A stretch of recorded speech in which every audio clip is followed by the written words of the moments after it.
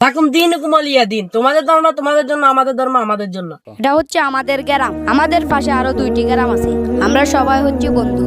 আমরা হিন্দু মুসলিম মিলে একসাথে খেলাধুলা করি। এ বন্ধু খারা। হ্যাঁ বন্ধু ক।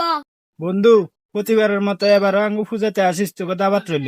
বললে পূজাত খাবারের আয়োজন করা হবে, বলে নাড়ু সন্দেশ মিষ্টি এগুলোর আয়োজন করা হবে, তোর পূজার দিন চলে গেছে। আচ্ছা ঠিক আছে বন্ধু, আমরা এবারে পূজাতে যামু, সবাই মিলে বহুত মজা করো। ও বন্ধু, আমরা এবার ভালো মতো সন্দেশ খামু।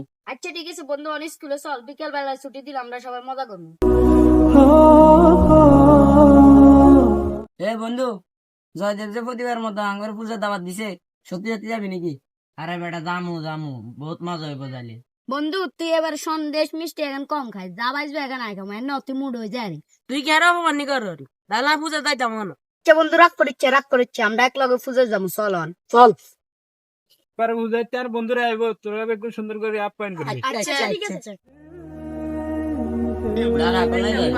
আমার বন্ধু পুজোর দাওয়াত দিয়েছে, পুজোর দিয়েছে। আঙ্গো মুসলমানের জন্য পূজার জান হারাম। ভাইয়া আর তো পুজোর দাওয়াত দিয়েছে, তো পুজো করবে যাই কিনা। পূজার যাইলে মুসলমান এলা বড় ডাকু, এনে যাইলে কবর হয়ে আজাব। তুই ই পাবি যা, তুই ই যাবি। আচ্ছা ঠিক আছে ভাইয়া, আর ভুলে গেছে, আইয়ার পুজোর দিতেন না করে দিয়ে দেবেন। কি রে বন্ধু, আঙ্গো বন্ধু যুবরাজ তো হবো আইজেন। পূজারও প্রায় টাইম শেষ হয়ে গেছে, এত মনে হয় আইতো না। হাতের সারা তো পূজা যাইতাম না।